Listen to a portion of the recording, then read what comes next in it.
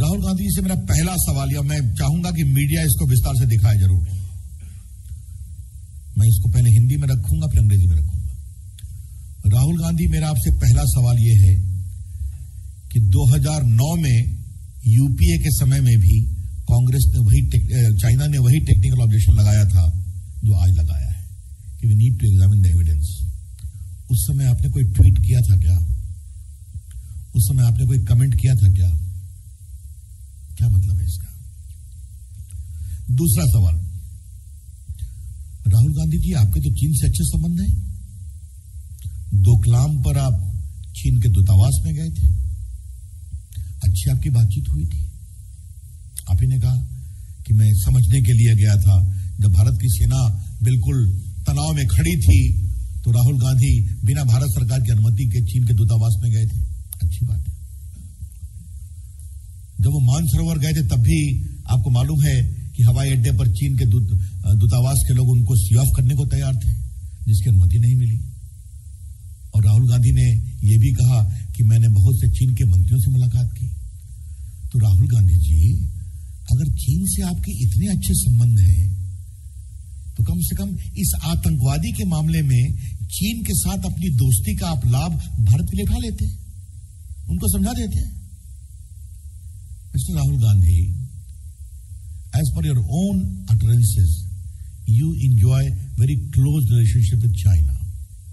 You visited Chinese embassy when Doklam tension was at high. When you went to Mansarovar, you publicly claimed the Chinese embassy people were keen to see you off, a permission denied by the government of India. And when you went to Mansarovar, you publicly said that I am in touch with many ministers.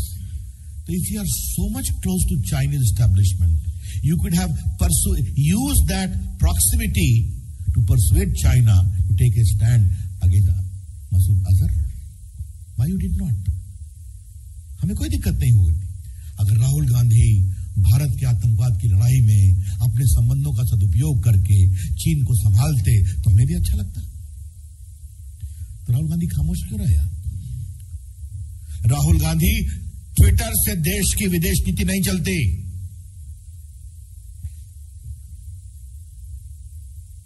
Rahul Gandhi ji, Twitter foreign policy is a serious and sensitive subject. It is not determined by tweeting.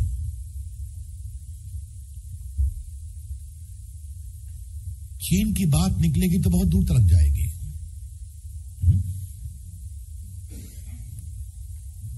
और राहुल गांधी जी, आप तो विरासत के कारण वहां पर हैं, तो आपके विरासत की भूमिका क्या रही है, चर्चा इस पर भी होगी और बात बहुत खुलेगी. आज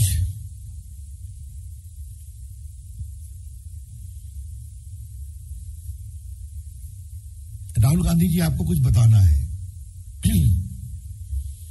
आप लिखते पढ़ते कम हैं. आजकल विदेश नीति में आपको क्या सलाह दी जा रही है? कांग्रेस पार्टी ने 55 साल देश में राज किया है, तो हम उम्मीद करते थे कि कम से कम विदेश नीति के बारे में आपको सही राय दी जाएगी. क्या बोलना, कितना बोलना, कैसे बोलना, क्योंकि नॉर्मली विदेश नीति पर देश में एक कंसेंसस होता है. ये 2004 में हिंदू का एक लेख है. राहुल गांधी जी, आपको हम पढ़ा रहे हैं और अनिल जी, मैं आपको कहूंगा इस लेख की प्रति राहुल गांधी के ऑफिशियल ट्विटर पर भेज दी जाए. ठीक है? हाँ, बिल्कुल भेज दीजिए. ये जनवरी 9 को महेश विजय पुरकर ने लेख लिखा है. जनवरी 9, 2004. और मैं अखबार का नाम ले रहा हूं ऑथेंटिसिटी के लिए. और मैं 3 पैराग्राफ पढ़ना चाहूंगा, आप सुनिए. Jawaharlal Nehru declined a United States offer to India to take the permanent seat on the United Nations Security Council around 1953 and suggested that it be given to China, according to United Nations Under Secretary General Shashi Tharoor.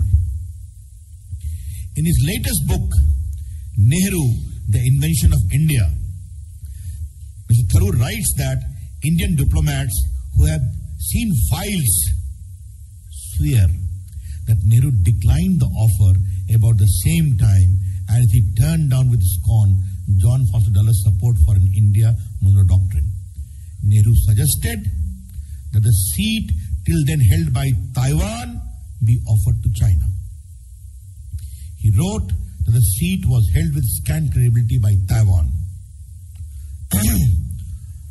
अब इस पुस्तक का जब विमोचन हो रहा था तो उस समय फंक्शन में मनमोहन सिंह भी थे, मुख्यमंत्री सुशील कुमार शिंदे भी थे, ये लोग भी थे।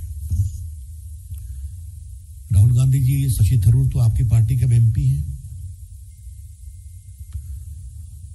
भारत के पार्लियामेंट के फॉरेन अफेयर स्टैंडिंग कमेटी के चेयरमैन हैं और वो भी ट्वीट खूब करते हैं। तो उन्होंने आपकी विरासत के बारे में बताया कि चीन सिक्योरिटी काउंसिल में पहुंचा है आपके परिवार के प्रयास के कारण। इस पर क्या जवाब देना है आपको?